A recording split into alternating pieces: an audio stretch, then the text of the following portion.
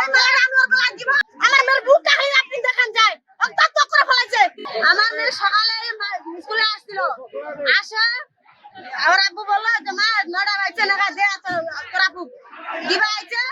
আসেন উপতার পর হইবার মাস্টার যায় না, আগের দিকে যায় না, চিপে দিছে বুকের মধ্যে, চিপে একবারে রক্তাক্ত করে ফেলাইছে ছড়ার মুখ। এই বিচার আমি চাই, আর এই মেয়েটা আমি ওর গলা দিব। এই মেয়েটা আমি ওর গলা দিব। আমি আমার বাসা যায়, আমার বলছে তো মা এই বছর আমার বুকে হাত দিছে, আমার মেয়ের বুক কাহিনী আপনি দেখেন যায় রক্তাক্ত করে ফেলাইছে। ঘটনা ঘটাইছে, কারণ এমনি বিচার সালিশ হয়, বিচার সালিশ করা চুপ করে ছয় দিছে, ছয় নাই সরামত না। তার কষ্ট লাগাটা অন্যর চাইতে একটু বেশি, যে আমার মেয়েও ফ্রিতে পড়ে।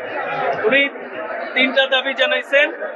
একটা হচ্ছে ওনাকে বরখাস্ত করতে হবে, 2 নাম্বার হচ্ছে তাকে হ্যান্ডকাপ দিয়ে দিতে হবে, আর 3 নাম্বার হচ্ছে এখানে স্টাফদের চেঞ্জ করতে হবে। আচ্ছা, স্টাফদের এখন এখানে বিষয়টা হচ্ছে 3 নাম্বার থেকে শুরু করি আমি। এখানে যে স্টাফ আমাদের শিক্ষা কর্মকর্তা আছেন প্রাথমিক বিদ্যালয়ের, এই দেখভালগুলো করার দায়িত্ব হচ্ছে শিক্ষা অফিসারের। এখানে যারা টিচার এবং স্টাফ আছে তাদের বদলির ব্যবস্থা নেওয়া হবে, তবে এটা তো আজকে বিকেলে হবে না, এটুকু আপনাদের তো বুঝতে হবে। বাকি যে 2টা দাবি, সেই 2টা দাবি এখনই আমরা বাস্তবায়ন করতেছি। ধন্যবাদ। আমাদের শিক্ষা কর্মকর্তা আছে, ওনাকে আমরা চাকরি থেকে বরখাস্ত করলাম।